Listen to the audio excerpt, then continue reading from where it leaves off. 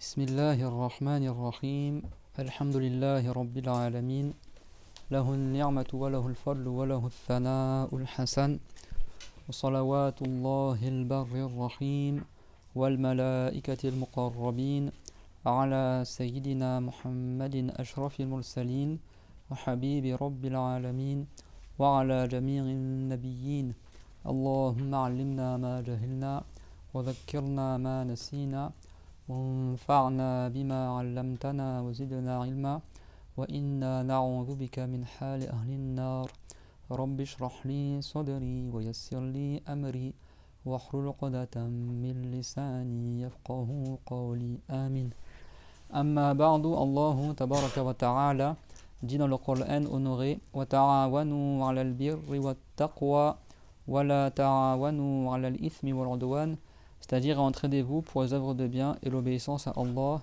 et ne vous entraidez pas pour le péché et la désobéissance à Dieu. Et donc la piété, c'est accomplir les obligations et éviter les interdits. Et on fait une bonne intention en cela par recherche agrément de Allah, conformément à la parole du prophète sallallahu alayhi wa sallam. Innamal a'malu bin niyyat wa innama likulli imri'in ma nawa, c'est-à-dire certes les bonnes œuvres ne valent que par les intentions, et certes chaque personne a pour elle c'est pourquoi elle a fait l'intention. Et on continue, Inch'Allah, dans l'explication des 13 attributs de Allah Azza wa Jal. Ceux qui n'ont pas le livre, Inch'Allah, soit vous l'achetez, ou soit on essaie de débrouiller pour que vous ayez une version PDF, Inch'Allah. Soit vous photocopiez, par exemple, pour ceux qui n'ont pas le livre et qui viennent. Donc on est arrivé à troisième attribut, qui est le fait que Dieu n'a pas de fin. Toi, t'as quelle page, c'est quoi dans ton livre 47. 47. Toi, c'est dans ta version, t'es combien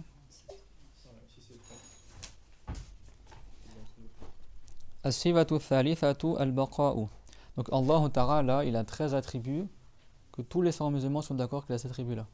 Et les 13 attributs qu'on va voir au fil des cours, même si quelqu'un n'apprend pas la religion, s'il réfléchit tout seul, il sait que Dieu a ces attributs-là. C'est clair? Et ces attributs-là, c'est un devoir de le croire de Allah. Et si quelqu'un il doute d'un de ces attributs ou il ne croit pas en ces attributs, il n'est pas musulman. Mais tous les musulmans ils savent, c'est le fait que Dieu existe, le fait que Dieu n'a pas de début, qu'il n'a pas de fin, que tout ce que Dieu veut est. Tout ce qu'il ne veut pas n'est pas. Le fait que Dieu est tout puissant sur toute chose. Le fait que Dieu entend tout, que Dieu voit tout. Que Dieu fait ce qu'il veut, que Dieu n'a besoin de rien. Que Dieu ne ressent pas ce qu'il a créé. Que la parole de Dieu, on ne peut pas l'imaginer. C'est pas un son, ni des lettres, ni une langue. De toute façon, Dieu, on peut pas imaginer Dieu, ni ses attributs. C'est bon? Donc quand on parle d'attributs de Allah Azza wa Jal, on ne peut pas imaginer les attributs de Dieu, ni Dieu lui-même. C'est clair? Et le fait que Dieu il est unique. D'accord? Donc nous on a déjà vu dans les cours précédents, donc on a vu, là on est au troisième attribut.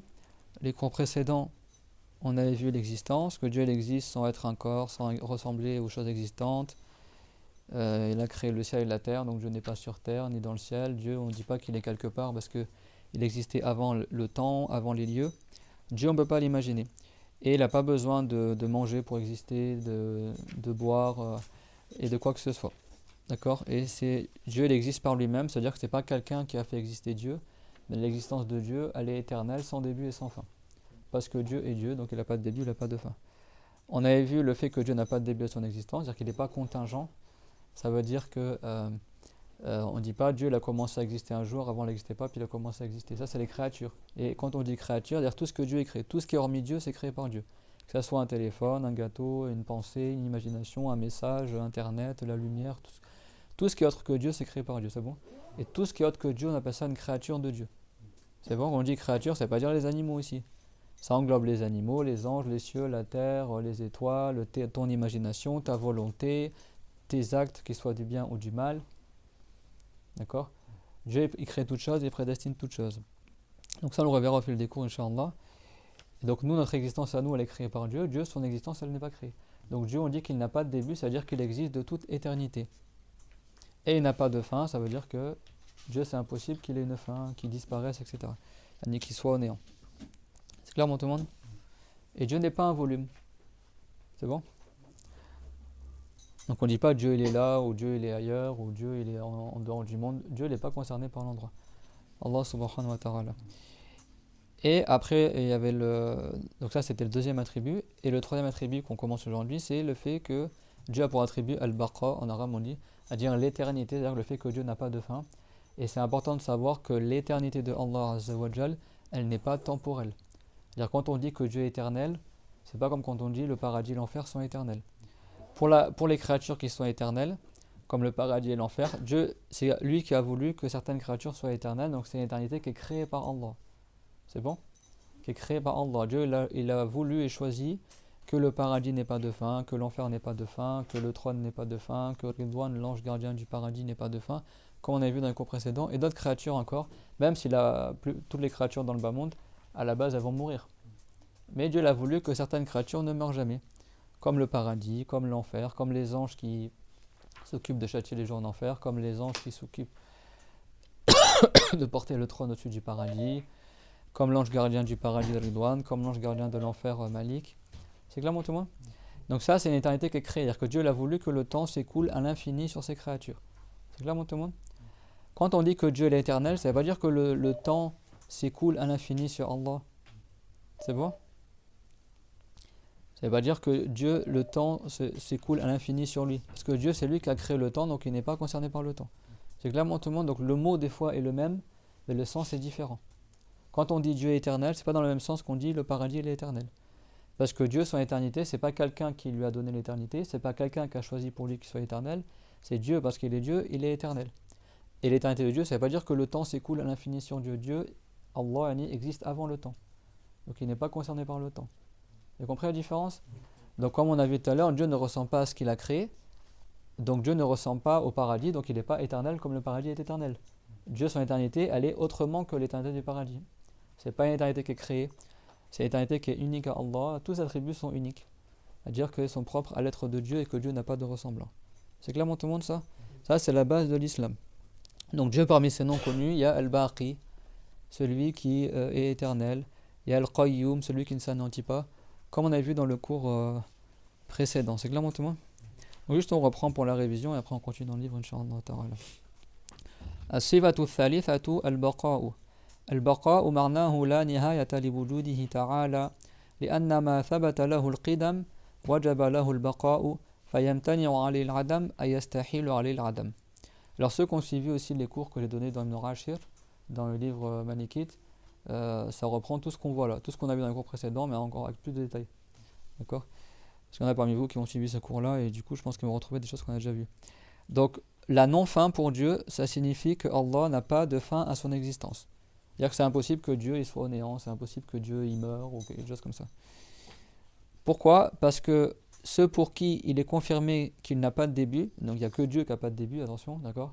Il n'y a que Dieu qui est incréé, qui n'est pas créé, donc du coup il n'a pas de début à son existence. Tout ce qui est autre que Dieu a un début à son existence. C'est-à-dire quoi un début à son existence? Ça n'existait pas, puis Dieu l'a fait exister.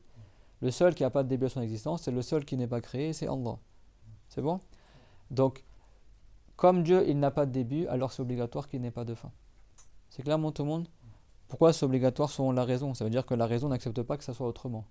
Parce que logiquement, si tu réfléchis, comme Dieu il existe de toute éternité sans que son existence soit précédée par le néant, donc c'est impossible qu'il aille au néant.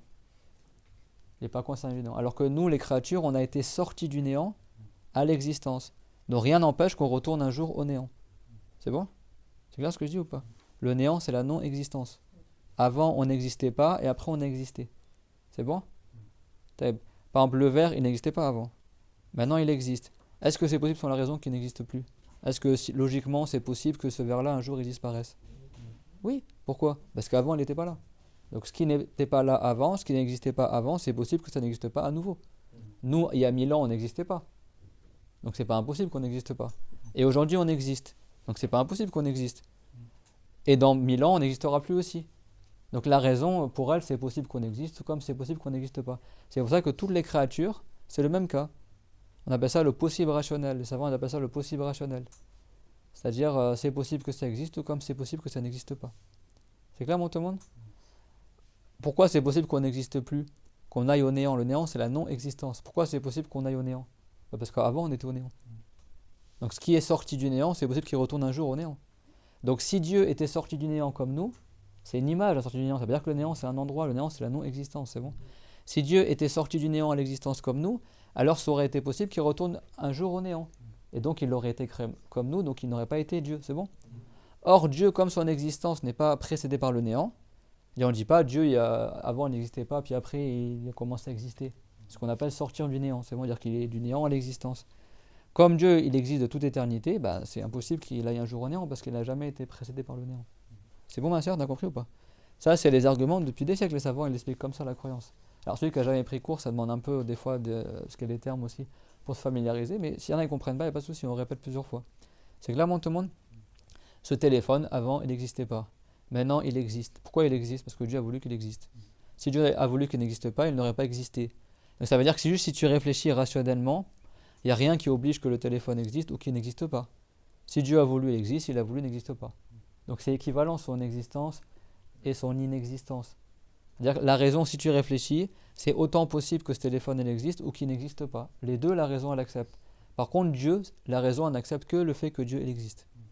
Parce que si Dieu n'existait pas, il n'y aurait pas les créatures. Et quand on dit la raison, ça veut dire l'intelligence de l'être humain qui raisonne de manière correcte.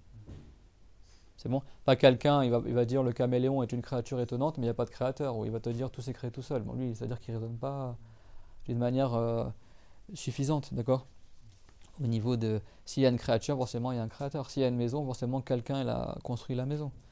S'il y a un acte qui se fait, forcément quelqu'un a fait un acte. Il n'y a pas un acte sans acteur. Il n'y a pas une bâtisse, un bâtiment sans bâtisseur. Il n'y a pas un livre sans quelqu'un qui a écrit ce livre. C'est clair, mon tout le monde? Donc forcément, ce monde qui est plus vaste que toutes ces créatures qu'on a citées, eh ben, il a aussi un créateur, tout comme cette maison a un bâtisseur, tout comme ce livre a un écrivain, tout comme le téléphone a un fabricant. Personne n'accepte qu'un téléphone existe comme ça tout seul sans que quelqu'un l'ait fabriqué. Bah, ce monde, c'est pareil. Pourquoi il va exister tout seul sans que quelqu'un l'ait fabriqué?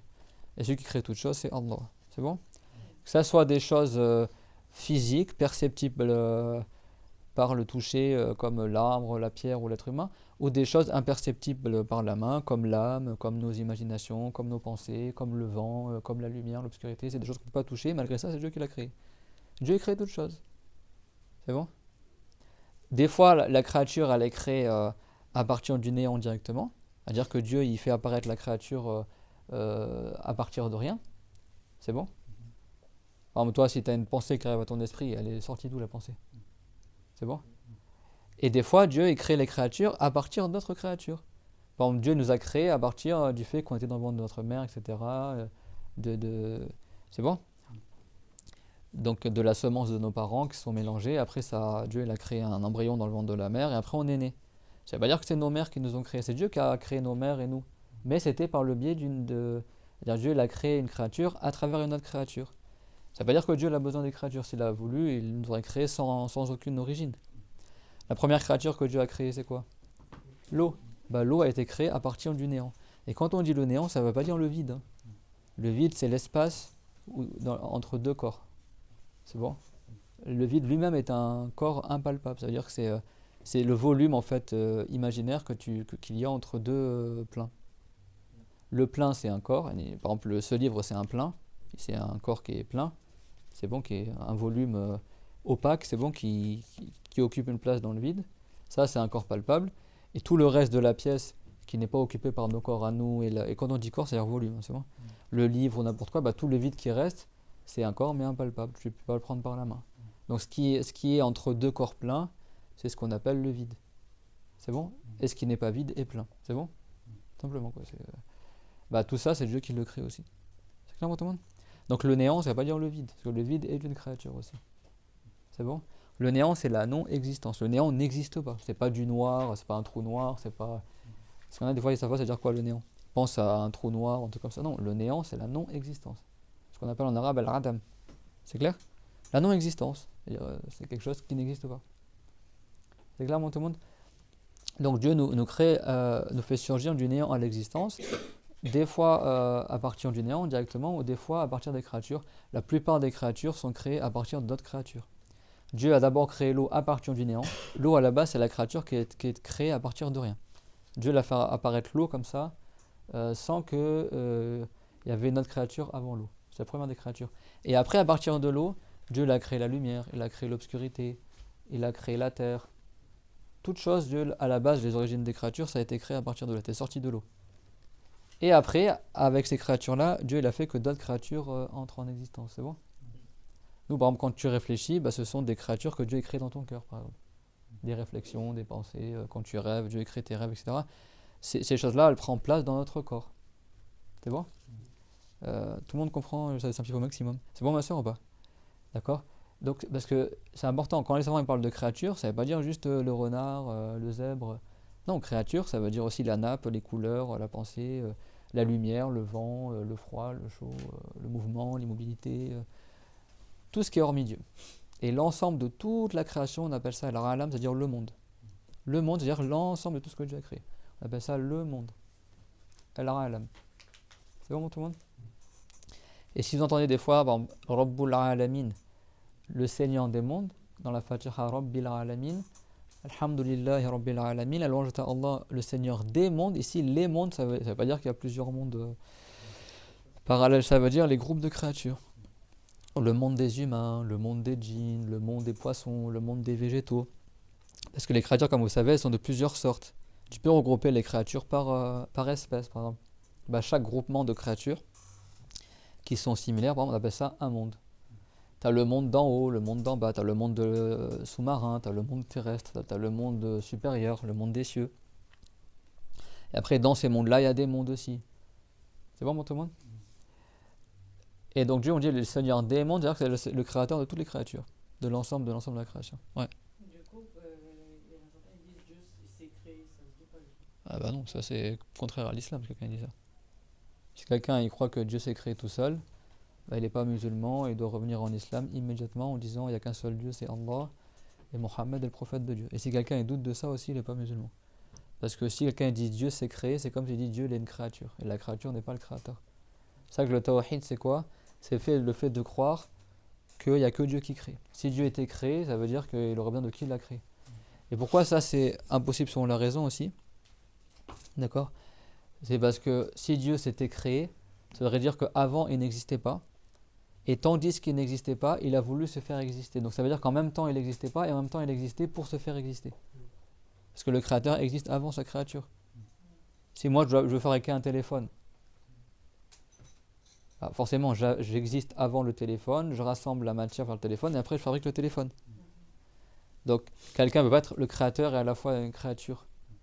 C'est-à-dire, si quelqu'un dit le téléphone c'est fabriqué tout seul, c'est comme disait le téléphone n'existait pas, et tandis qu'il n'existait pas, il a voulu se fabriquer, et du coup il s'est fabriqué. Mais une chose qui est au néant, elle n'a pas de volonté, elle n'existe pas, c'est même pas une chose. Comprenez? Donc si quelqu'un il croit que Dieu est une créature, ou alors il croit que Dieu s'est créé tout seul, ou il doute de cela, eh ben il n'est pas sur la croyance de l'islam. D'accord? Donc qu'est-ce qu'on fait si quelqu'un n'est pas sur la croyance de l'islam? Qu'est-ce qu'il fait? On dit tous ensemble, on dit il n'y a qu'un seul Dieu, c'est Allah, Mohammed et le prophète de Allah. D'accord? Juste pour qu'on prenne l'habitude. D'accord? C'est pour ça que Dieu, on dit qu'il ne ressent pas ce qu'il a créé. Parce que Dieu, il est incréé. C'est clair pour tout le monde? Si Dieu était créé, alors il ne serait pas Dieu. Donc il aurait besoin d'un autre Dieu, soi-disant qu'il l'aurait créé. Et ça, on s'en arrêtait là, William dans Ibn Rashir, mais ça, les savants appellent ça Tasalsul. Ça veut dire que c'est une chaîne à l'infini. Parce que si je dis que Dieu est un créateur, ça veut dire donc il n'existait pas, quelqu'un d'autre l'a existé, elle l'a créé, pardon, et celui qui l'a créé, elle a été créé par quelqu'un d'autre aussi, et celui qui l'a créé est comme ça à l'infini. Et au final, chacun, soi-disant, à chaque fois, il y aurait un Dieu qui aurait créé l'autre, et puis l'autre, il a été créé aussi. Et ça ne se passe jamais, c'est n'importe quoi. Un être ne peut pas être une créature et à la fois Dieu. Dieu, c'est le seul qui n'est pas créé. Si Dieu était créé, il ne serait pas Dieu. C'est clair, tout le monde? Ou alors, ça mène à Ad-Dawr. Ça, c'est la deuxième chose qu'il a cité Ibn Rashir. Là, vous nous mettez dans Ibn Rashir, je sens que je voulais le faire. Ad-Dawr, ça veut dire quoi? Ma soeur, c'est comme si quelqu'un. C'est comme si tu disais lui, c'est le père et en même temps, c'est son fils. C'est-à-dire que. Alors, toi, tu ne peux pas être l'enfant de toi-même. Ou alors, tu dis par exemple Sekou, c'est mon père. C'est bon? Donc moi je suis le fils de Sekou, c'est bon? Et je suis le père de Sekou. Alors je dis Sekou, c'est par exemple, Abou c'est mon fils, moi je suis le fils de Sekou, et Sekou c'est le fils de Abou. Ça tourne en rond en fait. Et ça c'est impossible si on a raison. Parce qu'on va dire qu'il y en a un, il serait à la fois le fils et à la fois le père. il serait le fils de son propre père et en même temps le père de son... Enfin, c'est du n'importe quoi, c'est ça ce qu'on appelle l'ad-dawj. Bah, si quelqu'un y croit que Dieu s'est créé tout seul, ou que Dieu est créé, ça mène à ça en fait. Si quelqu'un dit que Dieu est la créature d'un autre Dieu, et donc cet autre Dieu aussi sera la créature d'un autre Dieu, et comme ça, etc., ça c'est impossible sans raison, c'est du n'importe quoi. Tu peux pas être créature et en même temps créateur, et ça reviendrait à dire qu'il y a un créateur qui dépend d'un autre créateur, qui dépend d'un autre créateur, et jusqu'à l'infini comme ça. Ça c'est impossible sans la raison. Et si tu dis que Dieu s'est créé lui-même, alors à plusieurs niveaux, c'est impossible sans la raison. Parce que c'est-à-dire que c'est à la fois il serait la créature, à la fois le créateur, donc ça tourne en rond en fait. Et en plus, ça revient à une deuxième chose qui est impossible sans la raison. Ça veut dire, soi-disant, que Dieu n'existait pas et il existait avant d'exister. Alors celui qui ne comprend pas, c'est normal qu'il ne comprenne pas. Parce que c'est impossible sans la raison. C'est clair, moi, tout le monde? C'est-à-dire que du point de vue de créature, il n'existait pas, et du point de vue de créateur, il existait. Et après, il s'est créé, soi-disant. Et pour créer, ma sœur, et ça c'est une preuve que Dieu il existe, pour pouvoir créer, il faut être vivant, il faut être savant, il faut savoir la créature, comment elle va être, il faut avoir la puissance, il faut avoir la volonté de créer, il faut avoir la science pour créer, il faut avoir la parole, il faut avoir l'ouïe, la vue, etc. Il faut avoir des attributs pour pouvoir créer. Alors comment une chose qui n'existe pas pourrait-elle créer alors qu'elle n'existe pas, donc elle n'a ni volonté, ni vie, ni science, etc. Donc déjà ça veut rien dire que une chose qui n'existe pas, qui n'a aucun attribut, elle aurait pu créer. Mais attends, mais nous pourtant, on a une volonté, on a une puissance, on crée bien sûr, on a une vision, et malgré ça on est incapable de créer une créature. Pourtant on existe, on est vivant, on a une volonté, etc. Comment une chose qui n'existe pas, donc on ne peut pas l'appeler chose à la base, un sujet qui n'existe pas, donc comme il n'existe pas ni vie, ni volonté, ni puissance, tout ça, pourrait-il créer? Mais elle existe, c'est du néant en fait. Le néant ne crée pas. Le néant, c'est rien. Forcément, celui qui crée, il existe.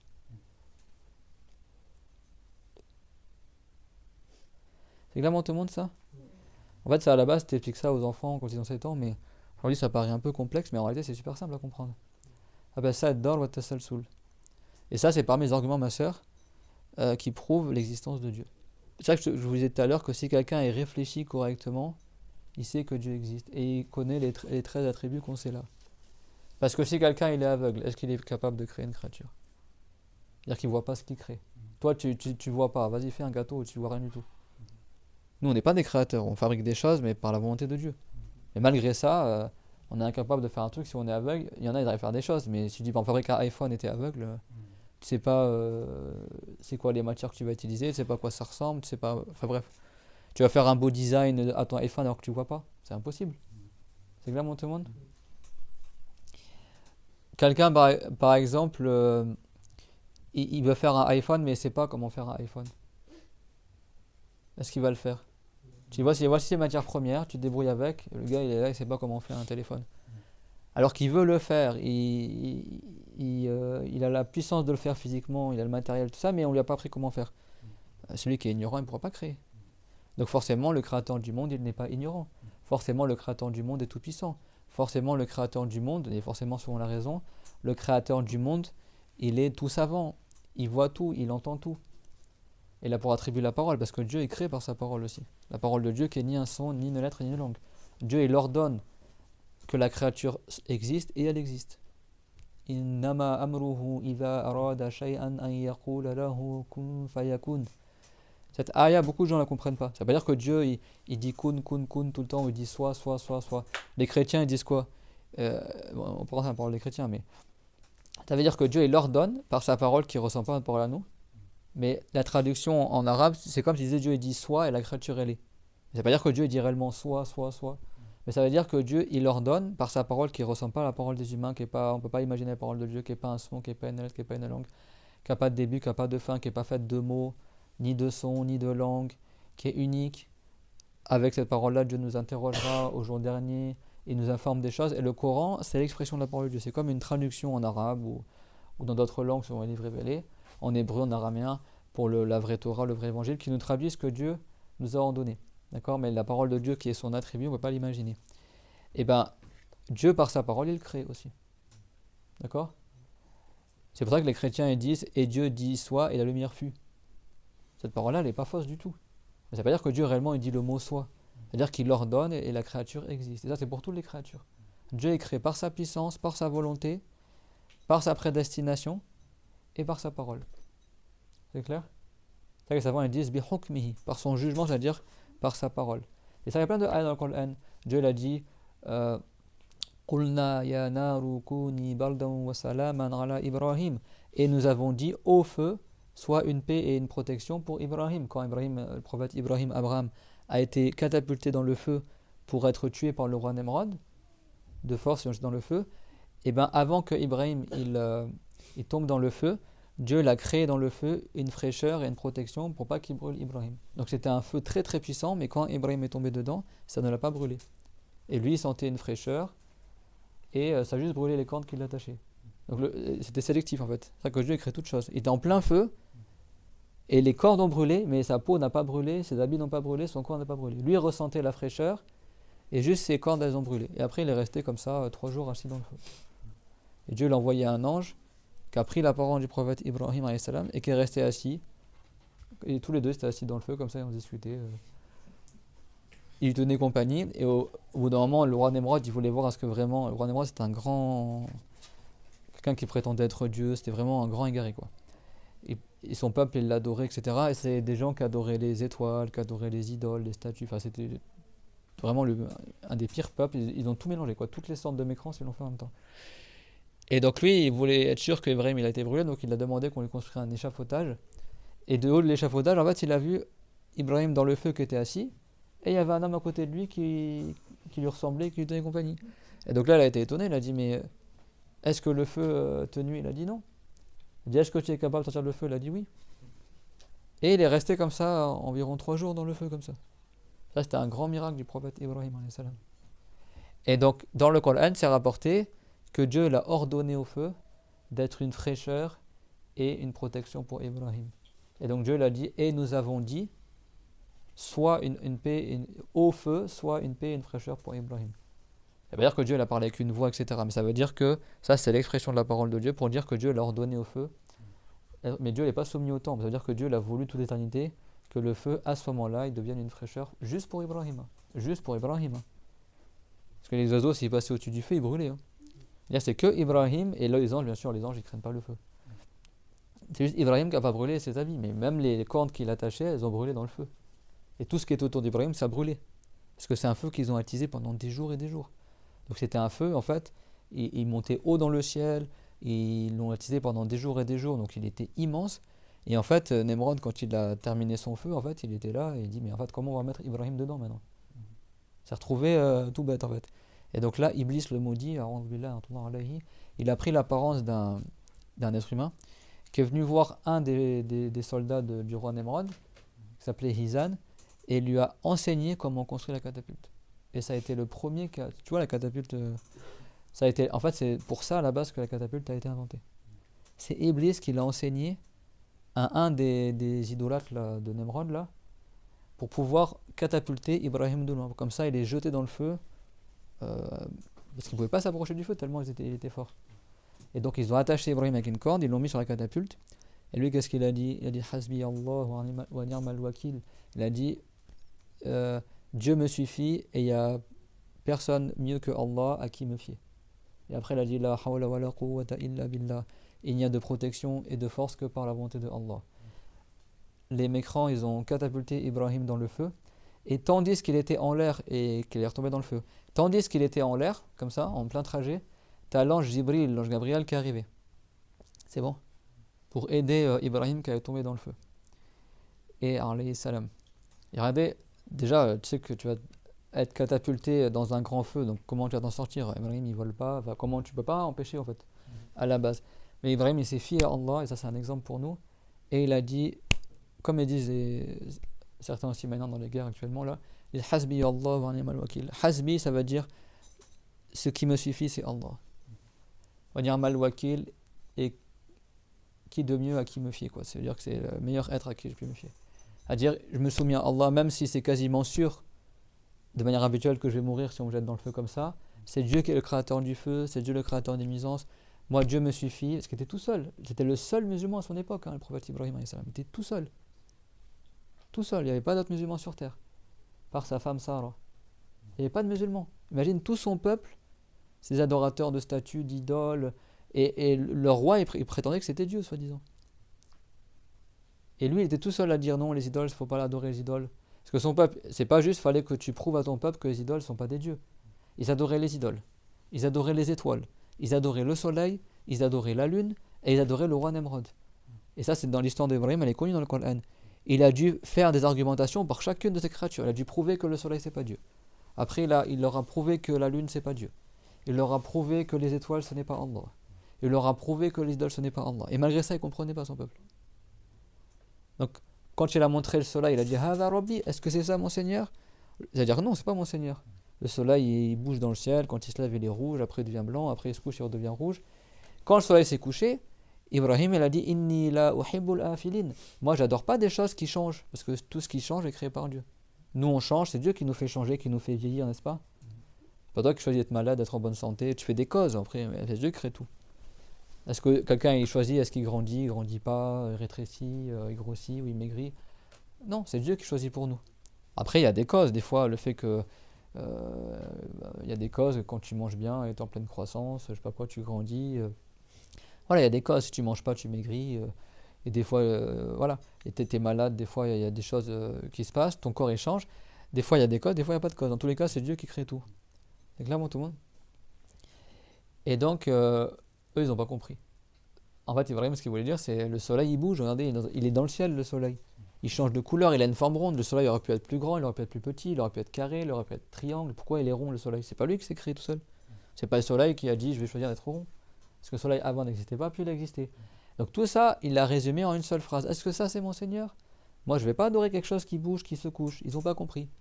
Quand la lune est apparue, après il a montré la lune. Hada Rabbi. Et ça, c'est mon Seigneur, la lune.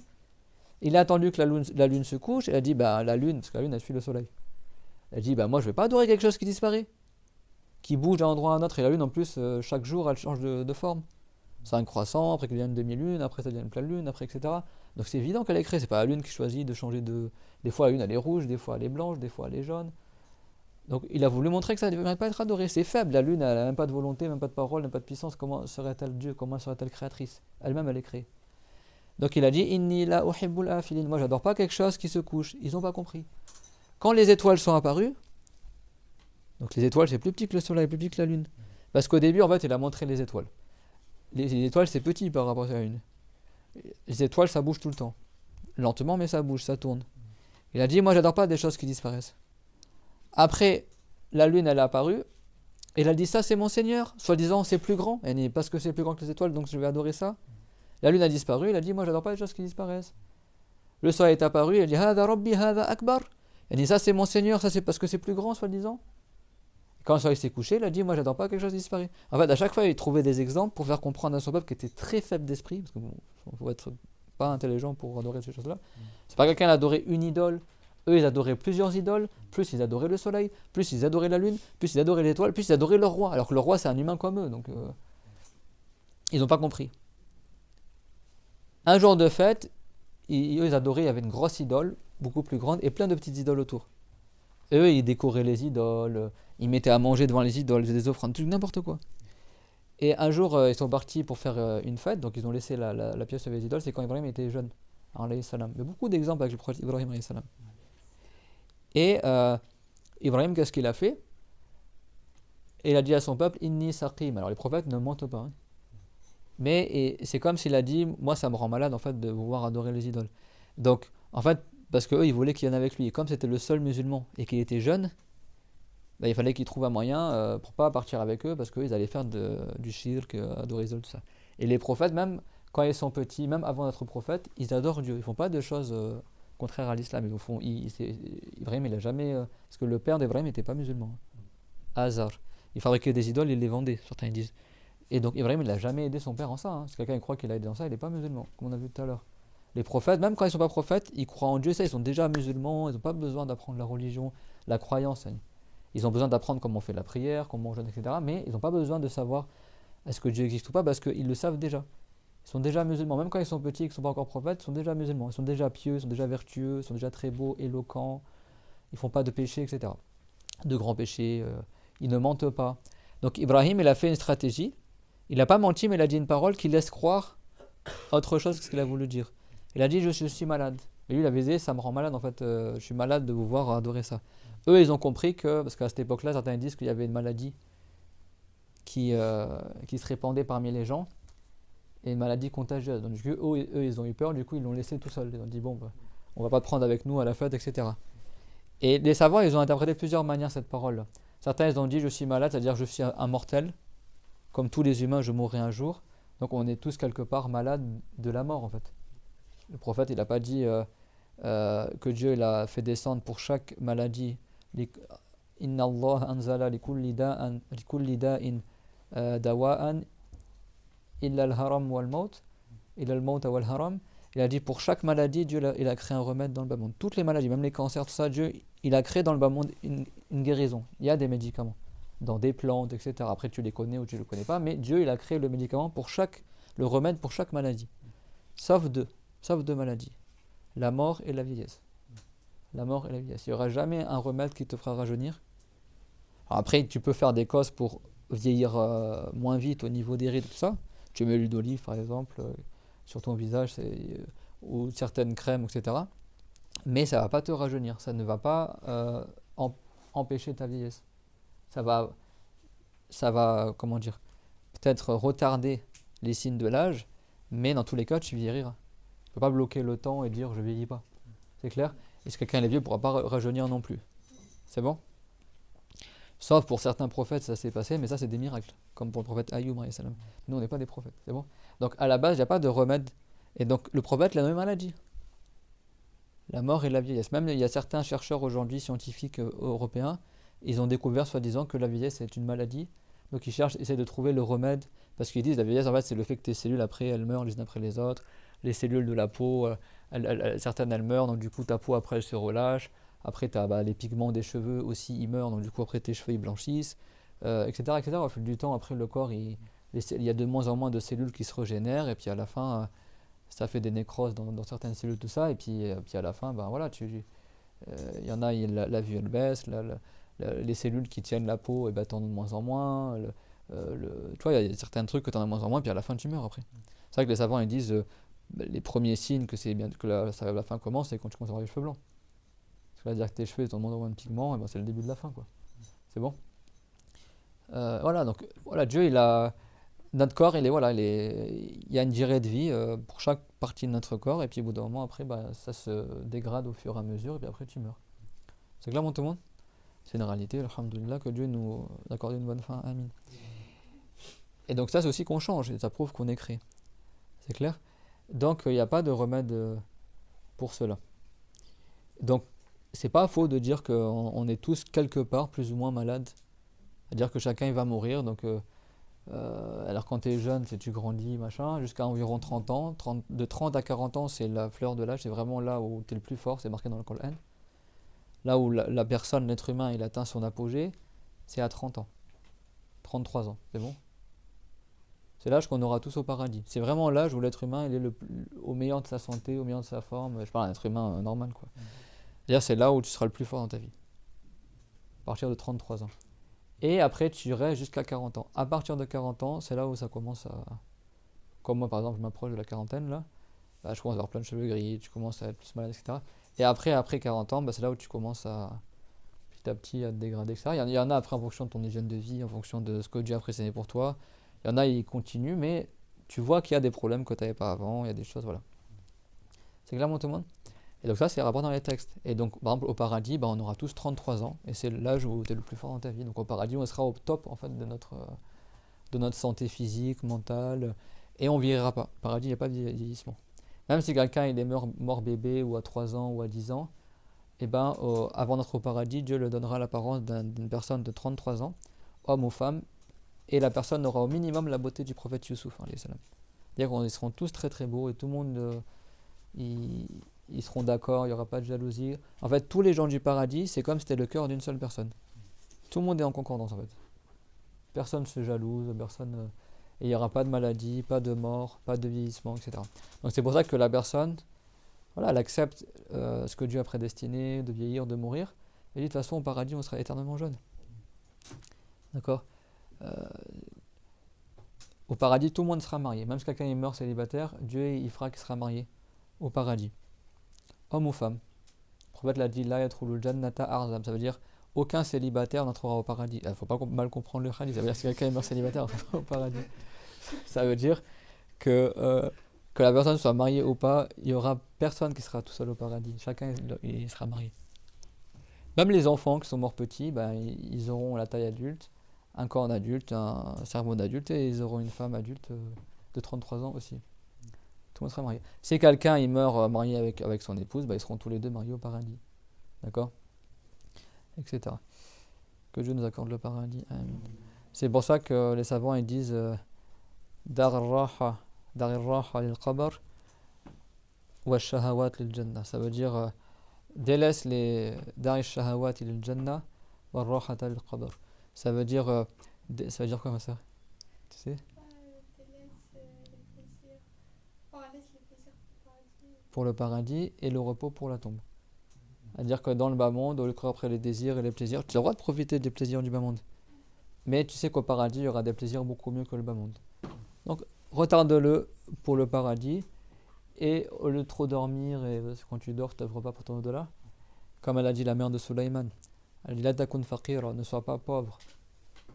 Ça veut dire, ne dors pas trop. Parce que celui qui dort trop, après, il sera pauvre au jour dernier. Elle a dit ne dors pas trop. Et tu dors bien sûr pour ta santé. Mais ne passe pas tout ton temps à dormir. C'est pendant que tu dors, bah, tu n'œuvres pas. Donc tu n'as pas de hasanat. Donc si quelqu'un il passe son temps à dormir, bah, du coup il va être pauvre au jour dernier. D'accord. Elle lui a dit dans le sens, pas dans le sens ne sois pas pauvre, mais dans le sens ne dors pas trop. Parce que celui qui dort trop, il ne sera pauvre au jour dernier. Alors Sulaiman, quand il était petit, c'était pas encore un prophète. Et lui, il dort pas trop non plus. Mais bon, ses parents, ils leur enseignent des principes qui après nous sont utiles aussi à nous. Et qu'il a retransmis après lui. Les savants ils disent le sommeil c'est la petite mort. C'est comme si quelque part tu es un peu mort quand tu dors, et après quand tu te réveilles. C'est vrai que c'est sunna, quand tu te réveilles tu dis quoi? Alhamdulillahi. Tu dis asbartu wa asbahal mulku lillah. Tu dis Alhamdulillahi alladhi ahyani bardan amatani. Ça veut dire je suis au petit matin et les créatures de Allah sont au petit matin. Alhamdulillah, je remercie Allah qui m'a donné la vie après m'avoir fait mourir. Ça veut dire quand je dormais, c'est comme si j'étais mort et maintenant je suis revenu à la vie en me réveillant. C'est la petite mort. Il vaut mieux être vivant que mort. C'est clair pour tout le monde? Après, la vraie mort, c'est quand tu dors, c'est pas toute ton âme, mais une partie de ton âme, il sort du corps. Mais tout en restant attaché au corps. Donc, des fois, tu vois des choses dans le rêve, tu visites des endroits, etc. Des fois, l'âme, elle voyage comme ça, en restant rattaché au corps. Des fois, tu vois des gens que tu connais, des fois, tu voyages, tu vois Médine, par exemple. Si quelqu'un rêve de Médine, dire que son âme, pendant son sommeil, il est parti à Médine. Des fois tu rêves de la Kaaba, il y en a des fois tu rêves de la famille que tu connais, etc. Et des fois ton âme elle peut aller dans le ciel, des fois elle reste dans la maison, ça dépend. Mais elle sort pas totalement du corps, elle reste. Parce que l'âme c'est un corps spécial, il n'y a que Dieu qui sait comment elle est l'âme. Elle peut s'étendre à des milliards de kilomètres. L'âme elle peut même monter jusqu'au paradis, jusqu'au trône, tout en restant rattachée à toi, quoi. Et malgré ça, elle tient place dans ton corps qui est petit. Mais après, si elle sort de ton corps, elle peut s'étendre et s'allonger jusqu'à très très loin. Mais quand tu meurs, c'est quand ton âme elle est totalement sortie de ton corps. Razraïl alayhi salam, qu'est-ce qu'il fait? Il se place au niveau de ta tête et il prend ton âme par le haut de la tête comme ça et elle est comme ça, elle se retire d'abord des pieds, de tous les recoins du corps et elle est tirée comme ça. Et donc elle sort comme ça et quand elle sort, les yeux ils suivent l'âme comme ça. Et après quand l'âme est entièrement sortie, bah, tu vois que le mort, ses yeux sont levés vers le haut comme ça. Et la sunna c'est de lui baisser les yeux. C'est bon. Et il n'y a que Dieu qui sait comment elle est l'âme. Ça veut dire, dit l'âme, elle est un sujet de Dieu. C'est-à-dire c'est un secret qu'il y a seul Dieu qui le sait. D'accord? Parce que les gens du livre, pour essayer de perturber le prophète, se moquer de lui, ils demandaient dis-nous c'est quoi l'âme, parle-nous de l'âme. Il n'y a que Dieu qui sait comment elle est l'âme. Donc Dieu il a dit l'âme est quelque chose que Dieu connaît. Et vous n'avez eu comme science que très peu de choses. وما أوتيتم من العلم إلا قليلا. J'ai plus en tête le verset. Ça c'est l'âme, d'accord? Et donc Ibrahim alayhi salam, quand il a été jeté dans le feu, tout le monde a compris comment. Alors pour les idoles, du coup, comment il a prouvé que les idoles étaient créées? La même chose qu'on a cité tout à l'heure. Alors eux, donc du coup son peuple ils sont partis. Ils l'ont laissé tout seul. Et pendant qu'ils sont partis, lui, on a profité. Il est rentré dans la maison où il y avait les idoles. Il a pris une machette, une petite hache. Et comme ça, il s'est jeté sur les petites idoles. Et il a commencé à les casser en morceaux. Toutes les petites... En fait, tu avais une grosse idole qui vénérait plus, son peuple. Et autour, tu avais des petites idoles. Et c'est des statues, comme un peu les fétiches, les totems, c'est comme ça. C'est des statues que les gens ils fabriquent pour être adorés. C'est bien des questions parce que je vois ça permet d'élucider. Parce que des fois, l'emploi des mots, c'est peut-être des mots, il y en a. Parce que maintenant, comme ces mots ils ont été détournés de leur sens d'origine, et des fois, les gens ne comprennent pas. Ici, idole, ça veut dire les statues, pas n'importe quelle statue. Hein. Statues qui sont faites pour être adorées. Par exemple, tu as les totems, les fétiches, les trucs comme ça. Je crois que c'est des dieux, soi-disant, ils se prosternent pour leurs idoles, trucs comme ça. Ça, c'est contraire à l'islam, hein, c'est clair, mon tout le monde. Ce qu'on appelle en arabe des sanam. Et des fois aussi, c'est dessiné. Ce qu'on appelle des icônes en français. Ça, c'est des mots religieux à la base. Maintenant, c'est détourné, mais à la base, ça le sens. Et donc, du coup, qu'est-ce qu'ils ont fait? Eh ben, donc, il a cassé toutes les idoles. C'est clairement tout le monde. Et après, il a attaché la hache sur la grosse statue. C'est bon pour tout le monde? C'est bon, William? Tu peux regarder ici. Si tout va bien. C'est bon? Ok. Vous me dites si jamais. Et donc, du coup, il a cassé toutes les petites idoles et pas la grande. Et à chaque fois, Ibrahim, masha'Allah, il trouvait toujours des exemples simples, mais rationnels. Plutôt que tu vois, moi, quand je parle, ça peut être compliqué un peu à comprendre. Lui, comme son peuple était très très bête, en fait, il faisait des exemples concrets pour que eux ils réalisent que c'est pas des dieux. C'est bon? Donc, si tes dieux, soi-disant tes idoles, ils sont cassés, c'est évident que c'est pas Dieu, c'est cassé. Et lui, qu'est-ce qu'il a fait? Il a pris la hache après, une fois qu'il a cassé les idoles, et il l'a attaché sur le cou de la grande idole, la grosse statue au milieu. Parce qu'ils croyaient que ça c'était leur grand dieu, et puis tu avais les petits dieux autour, soi-disant. Et en plus, regarde, eux, qu'est-ce qu'ils faisaient? Ils mettaient des plats de nourriture par terre devant leurs idoles. Et donc, Ibrahim, quand il est rentré, tout ça c'est marqué dans le Coran, hein, quand il est rentré dans la pièce, juste pour prouver, alors son peuple n'était pas là, mais malgré ça, Ibrahim, pour prouver à nous, parce que nous on a su après par le Coran, Dieu il nous a révélé cela, mais pour prouver, même pourtant il n'y avait personne avec lui, hein, mais comme si, pour encore plus amplifier son argument rationnel, il s'est mis à parler aux idoles. Alors qu'il savait très bien qu'elles ne répondent pas. Et donc il a dit, regarde l'intelligence d'Ibrahim, il a dit aux idoles, hein, il a dit, mais vous ne mangez pas? La ta'kulun, vous ne mangez pas? C'est-à-dire que si vraiment, Dieu on ne dit pas qu'il mange, bon, ça veut dire que si quelqu'un il est même pas capable de manger, c'est-à-dire qu'il est vraiment encore plus faible que le chat et la mouche, tu vois. T'as compris ou pas? Donc il dit vous ne mangez pas? Et après il a dit ma lakum la tantiqun, il a dit mais qu'est-ce que vous avez à ne pas parler? C'est-à-dire que comme vous êtes incapable même de manger, même la plus faible des créatures de Allah qui est vivante, elle arrive à manger. Vous n'arrivez même pas à manger. Donc, c'est... Devant son peuple? Non, c'était pas devant son peuple, c'était tout seul quand il est arrivé. C'est bon, mais Dieu nous l'a rapporté pour que ça fasse des arguments rationnels pour nous aussi. Donc elle dit vous ne mangez pas, il parle aux idoles. C'est comme si tu te prouves à toi-même, des fois tu te fais de l'argument. En fait, l'état des idoles, en fait, ils prouvent qu'ils sont créés. T'as compris?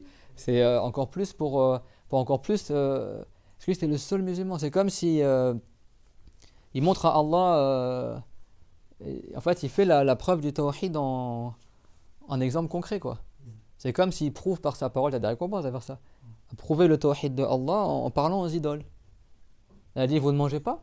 Parce qu'en plus c'est ridicule, tu imagines, ils savent très bien que leurs statues ne vont pas manger, ils posent de la nourriture devant elles. Surtout que si tes dieux ils ont besoin de manger, c'est pas des dieux, Dieu n'est pas faible. Enfin, tout est faux en fait, c'est n'importe quoi. C'est bon, il n'y a qu'un seul Dieu, c'est Allah. Mais ça, Ibrahim, il a voulu le signifier, parce qu'Ibrahim, c'est sa croyance, hein, Ibrahim, bien sûr, parce qu'il est musulman. Mais il a exprimé sa croyance par des paroles. Il faut que ça soit encore plus flagrant. Alors, son peuple n'était pas là, mais Dieu, dans le Coran, nous a révélé ce que Ibrahim il a dit. Comme ça, nous aussi, ça nous donne aussi des exemples supplémentaires et des arguments supplémentaires pour prouver que ce n'est pas des dieux. C'est bon? Si demain, tu vois un idolâtre qui adore, ça existe encore, les bouddhistes, là, les machins, ceux qui adorent des éléphants et machins, des statues, t'en as même à Paris. Des fois, ils font des défilés avec des idoles, ça, tu peux lui prouver par les mêmes arguments d'Ibrahim que c'est faux. Oui, moi aussi, je suis. Une fois, je pensais qu'il y avait une mosquée. Je vois les gens, tout le monde pose ses chaussures de ça, je regarde comme ça, je commence à voir des idoles comme ça en or, des statues d'éléphants et tout. Et les gens étaient là assis devant lui, oh là là là là, c'est quoi ce truc? Je suis vite parti à côté, et puis des fois ils font des défilés dans la rue, maintenant il y a de plus en plus d'hindous, etc. Bon, ça c'est pas la croyance de vérité. Nous on garde le bon comportement envers ces gens-là, mais c'est absurde en fait. c'est eux-mêmes qui fabriquent leurs idoles et après ils les adorent. Parmi les arguments qu'Ibrahim par contre il a dit à son peuple, c'est Ata'buduna ma tanhitun wallahu khalaqakum wa ma ta'malun, pour revenir au fait que Dieu crée tout. Ibrahim il a dit, mais est-ce que vous adorez des choses que vous-même vous avez fabriquées alors que c'est Dieu qui vous a créé vous ainsi que ce que vous faites. C'est-à-dire c'est Dieu qui te crée toi et les actes que tu fais et aussi la chose que tu fais. Donc ça veut dire quoi? Si Dieu il t'a créé toi ainsi que ton acte, bah, la chose qui résulte de ton acte est créée. C'est-à-dire que si toi tu es déjà créé par Dieu et ton acte est créé par Dieu, alors que Dieu du résultat de ton acte, à plus forte raison il est créé par Dieu. T'as compris? Donc Ibrahim n'a même pas eu besoin de dire vos idoles sont créées. Il a dit, est-ce que vous adorez une chose que vous-même avez fabriquée alors que c'est Dieu qui vous a créé? Wallahu khalaqakum wa ma ta'malun. Ici wa ma ta'malun ça veut dire les idoles, c'est-à-dire vos actes. C'est-à-dire que Dieu il crée ton corps et il crée les actes que tu fais. Donc si toi ton corps il est créé par Dieu et tes actes sont créés par Dieu alors que Dieu est le résultat de l'acte, ben c'est même pas la peine de préciser qu'il est créé. Si l'acteur est créé, forcément son action va être créée et donc forcément le résultat de son action sera créé aussi. C'est clair mon témoin? Ça c'est marqué dans le Coran. C'est ça que je vous ai dit tout à l'heure que les créatures c'est pas uniquement les animaux, même ta volonté. Dieu l'a dit wa ma tasha'una illa an yasha Allah, et vous ne voulez que si Dieu le veut. Rabbul alamin, mais que le Seigneur des mondes. C'est clair mon témoin? Ibrahim, machallah, juste l'histoire d'Ibrahim, ça nous fait tout un cours sur la croyance. Et donc, ça c'est un des arguments d'Ibrahim. Alors Ibrahim, il a, masha'Allah, alayhi salatu wassalam, c'est le meilleur prophète après Mohammed. Ça c'est pour répliquer à tous les gens qui disent que dans la religion il ne faut pas réfléchir, il faut croire sans réfléchir.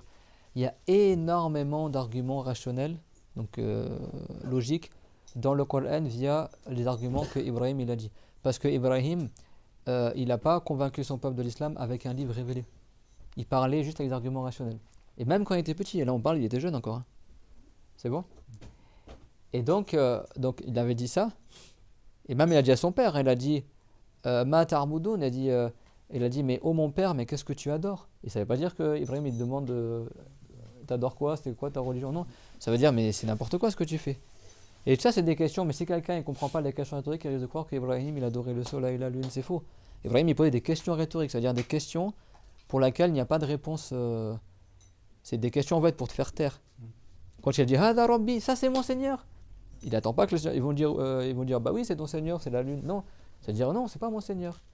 Et donc pareil pour son père, il a dit Ma ta'budun, mais c'est quoi que vous adorez? C'est-à-dire mais regardez, c'est du bois, c'est du métal, c'est de la matière que vous-même vous avez façonnée. Ata'buduna ma tanhitun, vous adorez-vous donc des choses que vous avez même fabriquées? Wallahu khalaqakum, et c'est Dieu qui vous a créé. Wa ma ta'malun, et vos actes c'est Dieu qui le crée aussi. Donc bien sûr que vos idoles sont créées, c'est vous-même qui les avez fabriquées. C'est bon? Ça c'était un des arguments. Parmi les arguments que Dieu a dit à son propre père. Hein. C'est-à-dire même quand il était petit, Ibrahim il voulait que son père rentre en islam. Donc là, tout le monde, il lui montrait que ce qu'ils font c'est absurde. C'est le seul musulman à son époque. Après, regardez la suite de tout ça, c'est marqué dans le Coran. Mais bon, comme on a vu, on a parlé la dernière fois, c'est pas tout seul, tu vas lire, tu vas tout comprendre. Parce que moi, je vous explique ce que j'ai appris, l'explication du Coran. Il n'y a pas tous les détails qui sont marqués dans le Coran. Tu as par exemple certaines paroles d'Ibrahim, mais après, c'est quoi le contexte de cette parole-là? C'est après les savants qui ont expliqué dans les hadiths, etc. C'est bon? Et donc, après, donc on a dit il a cassé les statues. Mais avant de casser les statues, il les a humiliées. Ce sont des créatures de Allah qui ne sont pas vivantes, mais il les a humiliées. Donc il a dit pourquoi vous ne mangez pas? Et les offrandes elles sont devant vous, pourquoi vous ne mangez pas? Et après, forcément, ils n'ont pas répondu. Donc il a dit pourquoi vous ne parlez pas? Ça veut dire que vous êtes faibles, ni vous mangez, ni vous savez parler. Alors que Dieu il a pas attribué la parole, mais on dit qu'il n'est pas quand même par les créatures. Même eux, en tant que créatures, ne sont pas capables de faire ce que d'autres créatures sont capables de faire. Vous savez, dans le Coran, Dieu il a dit que les mouchriquines, ils ne sont même pas capables de créer une mouche. Les mouchriquines, c'est pas forcément ça le détail qui est dans le Coran, mais dans le Coran, Dieu il a dit plutôt que les idoles ne sont pas capables de créer une mouche. Pourtant, la mouche, il n'y a pas plus insignifiant. Enfin, si, il y a plus, mais bon, c'est parmi les plus insignifiantes des créatures. C'est bon? Les mouches. Et il y a des sagesses dans la création des mouches. Vous savez que tous les animaux au jour dernier, ils sont réduits à l'état de terre. D'accord? Ils seront ressuscités, les animaux au jour dernier. Et après, ils ne vont pas aller au paradis ou à l'enfer. Quand ils seront ressuscités, après, Dieu va faire montrer il va montrer l'équité, même entre les animaux. Chaque animal, il va rendre le coup qu'il a subi d'un autre animal, etc. Et après, Dieu va faire que tous les animaux se transforment en terre. Et ils vont disparaître. Sauf les mouches. Certains savants ils ont dit que les mouches, elles seront envoyées en enfer et ce sera elles seront parmi les créatures qui châtieront les gens en enfer. En enfer aussi, tu as des serpents, tu as des scorpions, mais énormes. C'est parmi les choses qui vont châtier, mais elles ne seront pas comme les mouches du bas monde. Que Dieu nous préserve de ça. Mais certains savants, ils ont dit ça. Et donc, bref, Dieu, il a dit, l'idole n'est même pas capable de créer une mouche. Et après, il a dit quoi, Allah Ta'ala? Il a dit, et si la mouche, elle se pose sur l'idole n'est même pas capable de faire partir la mouche. Et donc, qu'est-ce qu'il a dit, Allah Ta'ala? Il a dit, subhanallah, il a dit, les deux, ils sont faibles. Et la mouche, elle est faible, et l'idole, elle est faible. Il a dit, les deux, ils sont faibles. Donc, pourquoi là, ils vont adorer les idoles alors que l'idole, elle n'est même pas capable de créer une mouche, et elle n'est même pas capable de se protéger d'une mouche. Donc, tout comme la mouche, elle est faible, l'idole, elle est faible. Et encore, l'idole est plus faible encore que la mouche. Parce que la mouche, elle est capable de voler, elle est capable de manger, elle est vivante, elle peut bouger, etc. Alors que l'idole, elle n'est même pas capable de parler, ni de manger, ni de bouger, ni de vivre, rien du tout. Eux, ils croient que l'idole, c'est Dieu, alors qu'elle n'est même pas capable de créer une mouche. Et la mouche, elle est plus forte que l'idole. Parce que si la mouche se pose sur l'idole n'est même pas capable de la faire partir. Et pourtant, la mouche est faible. Donc Dieu, il a dit, les deux, ils sont faibles dans le Coran. Quand Dorofal, lui et lui. C'est clair, tout le monde? Ça, c'est encore un argument supplémentaire. Et donc, Ibrahim, alayhi salam, le prophète Ibrahim, Abraham, pour prouver que sont faibles les idoles, donc il leur a parlé au début, ils n'ont pas répondu, etc. Et après, il s'est mis à les casser, les petites idoles, avec sa hache. Donc il les a cassées pendant que son peuple était en train de faire leur fête. Il les a cassés, il a cassé. Et après, il a accroché la hache sur la grande idole. Tu vois, comme si, pour dire celui le coupable, ou, enfin bref, pour qu'ils comprennent. En fait, c'est un exemple tout simple, juste pour que le peuple y regarde, sans discours, ils sont capables juste de voir que ce n'était pas des dieux. Pourquoi? Parce que leurs petites idoles ont été cassées. Leur grande idole, qui était leur dieu suprême, soi-disant, elle n'a pas défendu les petites idoles. Et en plus, il a été humilié parce que l'objet, soi-disant, du crime, il a été mis autour de son cou et il a laissé faire. Donc ça, c'est sans discours. Si son peuple, ils reviennent comme ça et voient que leur statue a été détruite, et ben, sans même qu'Ibrahim ait besoin de parler, ça leur prouve déjà que ce n'était pas des dieux. C'est clairement tout le monde. Mais regardez, Ibrahim va dire encore un truc encore plus pour les faire taire et pour qu'ils raisonnent encore plus. Ibrahim, vraiment, c'est comme si tu veux expliquer à un enfant. Il y a vraiment des exemples tout simples sur la lune des étoiles parce que tellement ils étaient bêtes en fait qu'ils ne comprenaient pas les arguments rationnels. Donc Ibrahim, il leur faisait vraiment comprendre par des faits, quoi. Par des images, par des arguments rationnels évidents.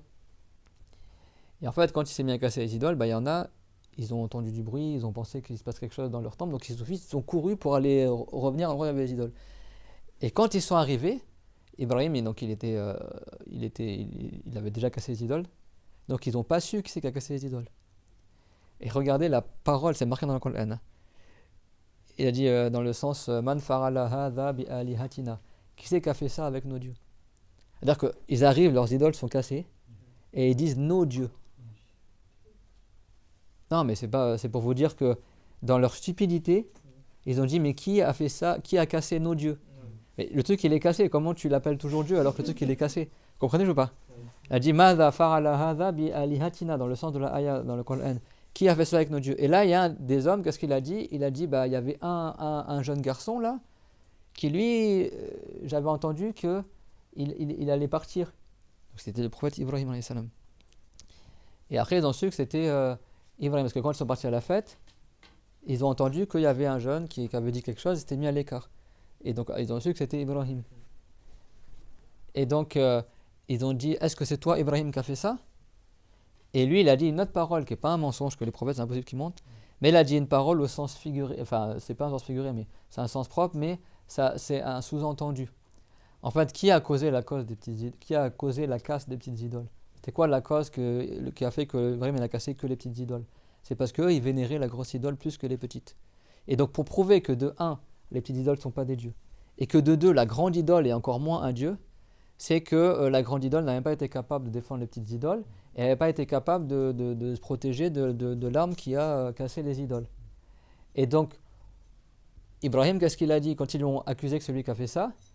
Il a dit, en fait, pour marquer la causalité, il a dit c'est plutôt la grande idole qui l'a fait. Ça veut dire quoi? C'est-à-dire que c'est à cause de la grande idole que les petites idoles ont été cassées. Donc comme c'est à cause d'elle, c'est comme si elle l'avait faite. C'est bon? Et ça, c'est permis dans la langue. C'est au sens de la métonymie en fait. Par exemple, imaginons que toi, tu t'amènes un plateau de thé, tout l'été, la taillère, tout ça, hop, etc. Et puis tu as le chat qui arrive, il va dans tes pattes, hop, tu perds l'équilibre et tu lâches le plateau par terre. Qui c'est qui a lâché le plateau? C'est toi. Mais à cause de quoi? À cause du chat. Et donc tu vas dire, regarde ce que le chat il a fait. C'est pas le chat qui a fait tomber les verres, c'est toi, mais à cause du chat, comme c'est le chat qui a causé la casse des verres, tu as attribué l'action au chat. T'as compris? Par exemple, toi par exemple, tu es en train d'écrire, je sais pas moi, un message important sur internet, etc.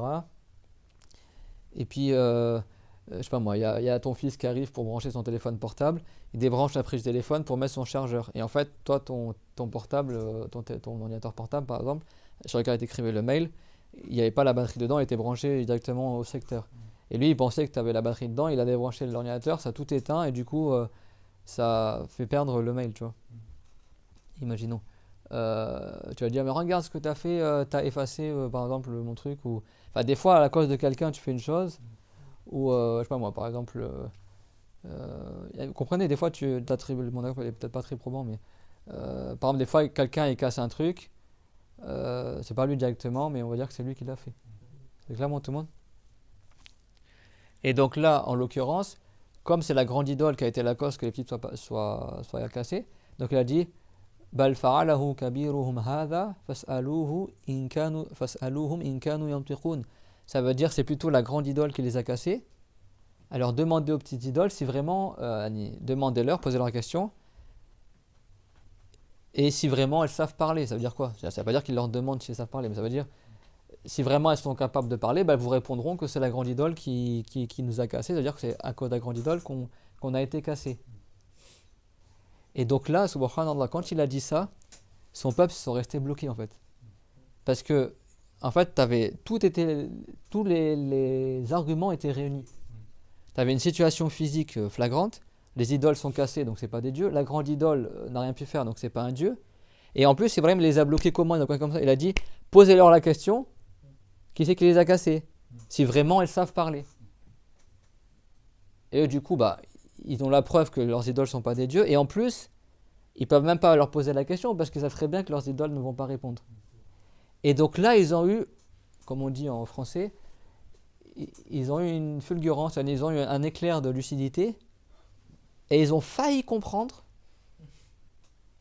que Ibrahim avait raison, et que leurs idoles n'étaient pas des dieux. Ils sont restés bloqués comme ça. Et ils ont failli, en fait, comprendre que c'était la vérité. Mais Dieu, il a fait qu'ils sont retournés dans la mécrance. Ça, c'est marqué dans le Coran. Ils se sont retournés sur leurs talons. Et vous savez qu'est-ce qu'ils ont dit? Ils ont dit, mais c'est très bien qu'elles ne vont pas répondre de toute façon. Donc, c'est pas la peine qu'on leur demande.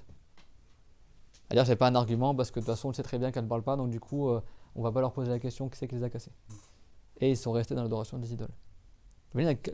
Alors que franchement, là, même eux, en fait, Ibrahim leur a tellement mis, alayhi salam, ça n'avait pas qu'un argument là. Tu avais l'histoire de la nourriture, plus l'histoire de la parole, plus le fait que c'était cassé, etc. Il y avait tout était réuni et en plus tu avais la situation devant toi en image.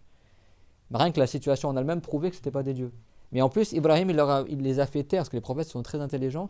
Ils te donnent des arguments, tu ne sais plus quoi dire après. Ça, c'est un très grand signe d'intelligence. C'est du tac au tac.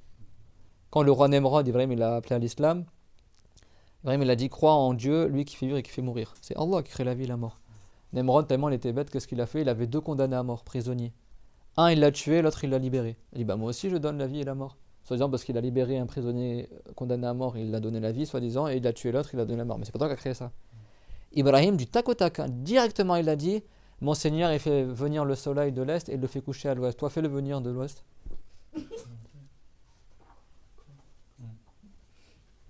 Bien sûr, c'était pas un défi, c'est-à-dire que si vraiment tu prétends être Dieu, alors fais changer la course du soleil. Fa'tibiha minal maghrib. Et Dieu l'a dit, Fabuhita alladhi kafar. Et celui qui a mécru, il savait plus quoi dire. Mais vraiment tu sais, en français, tu vois, il a vraiment fait taire, quoi. Il savait plus quoi dire. Et là, c'est pareil. Ils sont arrivés, mais qui a tué nos dieux, Demandez à la grande statue, ou demandez aux petites statues si vraiment elles peuvent parler. Et là, ils savaient plus quoi dire. Parce qu'ils ont dit, c'est vrai, ça va parler, pourquoi c'est pas des dieux du coup? Et après, donc ils ont failli accepter la vérité, mais Dieu a voulu qu'ils ne soient pas musulmans, et donc après ils sont retournés dans la mécrance, ils sont retombés dans le même truc, ils ont dit, mais c'est très bien qu'elle ne parle pas. Mais s'ils avaient au moins posé la question aux idoles, ils auraient su que ce n'était pas des dieux. Mais eux, en fait, ils ont trouvé un faux fuyant, comme ça, ils ont dit une stratégie pour se détourner de ça. Parce que le fait que tu le fasses, ça te prouve que c'est pas des dieux. Ils ont dit, ah, mais c'est très bien qu'elle ne parle pas, donc c'est pas la peine de leur poser la question. Et ils sont restés dans leur idolâtrie. Donc, tu as vu? Et donc, plusieurs fois, Ibrahim il a essayé de leur prouver que c'était faux, et ils n'ont pas compris. Et à la fin, tellement Ibrahim il leur a prouvé que l'islam était la vérité, et tellement comment on dit en français? Tellement ils s'entêtaient à être dans l'égarement, qu'à la fin, ils en ont eu marre du prophète Ibrahim, ils vous ont voulu le tuer. Qu'est-ce qu'ils ont fait? Ils ont allumé un grand feu, ils l'ont attisé pendant des jours, des jours, des jours. Et tu vois, à quel point c'était bête ton peuple. Ils ont fait faire le plus grand feu qu'on a jamais fait.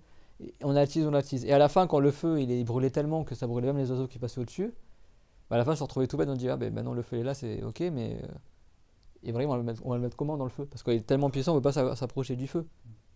Le truc d'à des milliers de degrés, etc. Et du coup, ils se sont restés comme ça, tout bêtes, ils ne savaient pas quoi faire. Et c'est Iblis qui est venu les aider en leur enseignant comment faire la catapulte. Donc du coup, ils ont attaché Ibrahim avec des liens et l'ont catapulté dans les airs. Et malgré ça, Ibrahim, il est resté confiant, il a dit, Dieu me suffit et je me fie à lui, il n'y a de force et de préservation que par Allah. Hasbi Allah wa ni'mal wakil, wa la hawla wa la quwwata illa billah. Dieu l'a jeté dans le feu. Tandis qu'il était dans l'air avant qu'il tombe dans le feu, qu'est-ce qui s'est passé? Dieu l'a envoyé le meilleur des anges, qui est l'ange Jibril, qui est venu sous une apparence, dans les airs avec Ibrahim, et il a questionné Ibrahim. Ibrahim n'a pas dit au secours, je vais tomber, etc. Pendant qu'il était en train de voler, parce que le feu était très grand, donc il a fait un grand trajet dans le ciel pour arriver jusqu'au feu, parce qu'ils l'ont catapulté de loin, parce qu'il ne pouvait pas s'approcher du feu. Donc, tandis qu'il était en train de jeter dans le feu, l'ange Jibril est arrivé. Et il lui a dit, Hallaka min haja. Est-ce que tu as besoin de quelque chose? Comment ça, un prophète? Parce que les prophètes ont le cœur confiant en Allah. Qu'est-ce qu'il a répondu? Ibrahim n'a pas dit oui, bah c'est évident, je vais mourir, etc.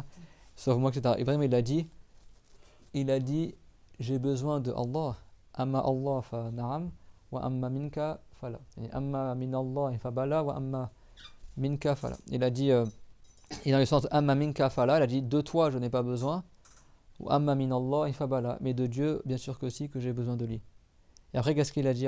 C'est montrer la confiance, que pourtant on a le droit d'être aidé, et les prophètes eux-mêmes sont fait aider par les anges des fois. Hein. Le prophète Mohammed, dans une des batailles, tu avais Jibril et Mikaël qui sont descendus, ont pris l'apparence d'être humains, et ils combattaient devant le prophète. Les deux étaient devant le prophète il combattait aussi, mais les deux étaient mis devant le prophète et le protégeaient, et ils combattaient. Comme ça rapporté dans le Sahih Muslim. Il me semble que c'est dans la bataille de Uhud. Je réviserai, Inch'Allah. Et les compagnons disent on a vu deux hommes qui combattaient devant le prophète, tout ça, et après ils ont su que c'était Jibril et Mikaïl en fait, qui étaient descendus avec l'apparence d'être humain. Les anges peuvent prendre l'apparence d'être humain mais sans appareil génital, et bien sûr les anges ils ne craignent pas les coups d'épée, etc. quoi. Mais pour honorer le prophète, ils sont descendus, ça c'est dans les mérites du prophète, hein, à la fin du Sahih de Muslim. L'ange Jibril et Mikaïl.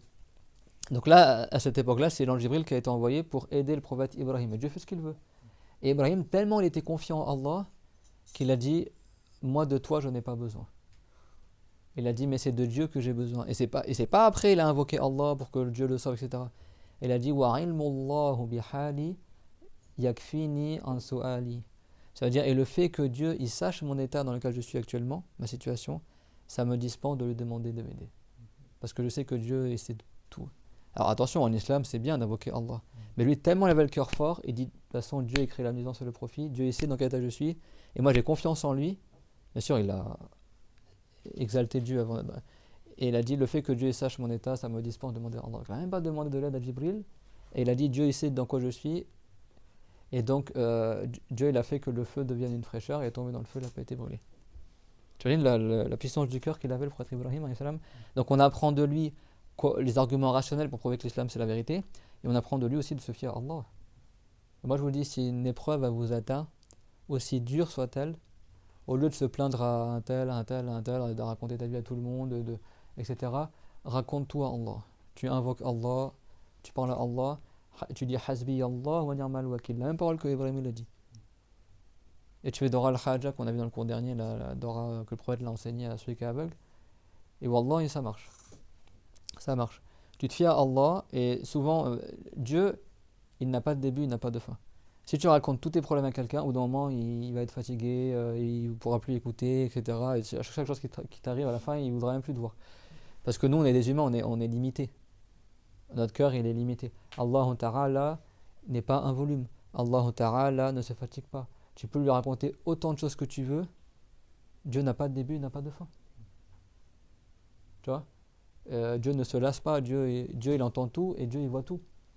Même si tu dis rien, Dieu, il le sait déjà. Mais le fait d'invoquer Allah, tu as des récompenses. Le fait de demander de l'aide à Allah, tu as des récompenses. Le fait de montrer ta soumission à Allah par ta parole et par ton état, tu as des récompenses aussi. C'est ça que Ibrahim, il sait très bien que Dieu lui suffit, n'est-ce pas? Et pourtant, qu'est-ce qu'il a dit? Hasbi Allah wa ni'mal wakil. Parce que Dieu, il agrée que tu joignes la croyance avec la parole. T'as compris pourquoi aussi il a parlé aux idoles? Parce que c'est comme si Ibrahim, il montrait sa croyance du tawhid en parlant aux idoles. Ça ancre encore plus. C'est comme il disait, moi je suis musulman, moi je sais que les idoles ne sont pas des dieux, et tu le dis en fait. N'est-ce pas que si quelqu'un il veut se convertir à l'islam, c'est pas suffisant la croyance, il faut qu'il le dise par sa langue. Et dans certaines choses, tu as des récompenses à invoquer Allah dans ton cœur et aussi par la langue. À remercier Dieu dans ton cœur, mais aussi à dire Alhamdulillah. Donc le fait de confirmer ce qu'il y a dans ton cœur par la parole, tu as beaucoup de récompenses aussi. Même si tu sais déjà que Dieu existe, le fait que tu dises je crois en Allah, tu as des récompenses. Même si tu sais déjà que Dieu, il te suffit, le fait que tu dises Hasbi Allah, Dieu me suffit, tu as des récompenses. Donc quand on va atteint par une grosse épreuve, rappelez-vous l'histoire du prophète Ibrahim. Ibrahim voulait le tuer et il avait quasiment aucune chance de survivre à la base. Et malgré ça, il a dit Hasbi Allah wa ni'mal wakil. Je me fie à Allah et il n'y a pas mieux à qui se fier que Allah Azza wa Jal. Et après, il a été catapulté en étant attaché. Je ne sais pas si vous y mettez à la place d'Ibrahim. Tu es attaché comme ça, tu ne peux pas bouger. On te met sur une catapulte, personne n'a jamais vu de catapulte avant. Paf, on t'éjecte. Tu vois, c'est puissant une catapulte. Tu te retrouves dans l'air, etc. Tu dis, c'est fini, quoi. Et bien lui, il était dans l'air comme ça. Subhanallah. Et il n'est pas mort. Et Jibril est venu l'aider. Il n'a pas demandé l'aide à Jibril. Nous, on aurait été à sa place, on était là, fais quelque chose, etc. On aurait paniqué, on n'aurait pas pu parler, peut-être qu'on serait. Ouais, subhanallah. Là, je viens d'avoir quelque chose, parce qu'en fait, moi, ça m'est arrivé quand j'étais petit, subhanallah. Pas la même histoire, mais presque. Moi, j'aime énormément le prophète Ibrahim, alayhi salam. Et quand j'avais 14 ans, j'étais en vélo. Et en fait, j'étais sur une voie où les voitures elles roulaient rapidement. Et t'es petit en vélo, et tu mets ta main, tu tournes. Et moi, en fait, j'avais mis ma main. Et je voulais tourner, mais j'avais pas regardé derrière en fait. Et t'as une voiture qui allait à fond derrière et elle changeait la vitesse. Et la femme, comme elle changeait la vitesse, elle regardait sa main, elle n'a pas regardé devant non plus. Donc moi j'ai tourné à gauche et la voiture elle m'a rentré dedans. Moi j'étais en vélo, tu vois. Et du coup j'ai fait un vol plané. Ça ne vraiment pas la même histoire qu'Ibrahim. Et en fait c'est comme au ralenti. Tu te retrouves dans l'air comme ça. C'est comme si tu vois tout au ralenti. Tu as le temps de réfléchir, de machin, etc. Et après je suis tombé sur le sol, subhanallah. Alhamdoulilah, je suis pas mort. Et en fait, Dieu m'a inspiré de faire comme dans les films, tu sais, de faire une roulade comme ça. Je suis tombé en fait, j'ai rien du tout. Je suis tombé, j'ai fait comme ça. Je fais une roulade. Et après, moi j'avais 14 ans, tu vois. Après, je regarde mon vélo, je vois la roue comme ça, elle est toute éclatée et tout. Je dis, oh, ma mère, elle va me tuer, etc. Et en fait, la violence du choc, c'est qu'en fait, j'avais mes chaussures, mes baskets à mes pieds qui étaient attachés avec des lacets. Tellement le coup était violent que, tu sais, avec la pédale, ça a décroché ma chaussure, elle a volé à 10 mètres devant moi, tu vois. Et donc moi je me lève et tout, je vois ma chaussure à 10 mètres devant moi, j'étais au bord de la route, les voitures sont arrêtées, etc. Et du coup, tu vois, j'étais donc par terre, après je me relève, après je vois le vélo, je dis, oh purée, ma mère va me tuer, tout le vélo est cassé, etc. Et après je me lève, je vois ma chaussure là-bas, je dis, bon, je récupère ma chaussure. Et elle me dit, non, non, bouge pas et tout, parce qu'ils avaient peur que j'avais un truc cassé, tu sais, tu peux te... Et la voiture, je regarde la voiture, elle était explosée, mais tu sais, tout le capot était. En fait, elle était rentrée dans le vélo, donc du coup, j'avais enfoncé le capot, mon corps, tu vois. Après, je suis rentré dans le pare-brise de la voiture, et comme c'est du verre, tu sais. En plus, elle m'a dit heureusement que j'avais pas pris la Mini, parce que c'est les Mini, les anciennes voitures, là. Pas les Mini, mais je te parle, ça c'était. Vous avez deviné mon âge, mais bon. C'était. C'était il y a 24 ans, d'accord? À cette époque-là, c'était encore les petites Mini en métal, là. Elle m'a dit si j'avais pris la Mini ce jour-là, t'aurais été mort parce que c'est du vrai verre. Les anciennes voitures, c'était vraiment du verre. Là, c'est les voitures modernes. Là, c'est du verre. Quand ça se pète, tout se pète, mais sans la vitre, ça devient comme un morceau de plastique là. Et en fait, j'ai explosé la vitre et j'ai rebondi et j'ai fait un vol plané. Et ce moment-là, j'étais à côté d'un skatepark et je trouvais qu'il y avait des pompiers qui étaient juste à côté au skatepark. Et ils m'ont dit, t'as de la chance qu'on était là. Elle a dit, on a vu ce qui s'est passé. Ils m'ont dit, t'as fait un vol plané de 20 mètres quoi.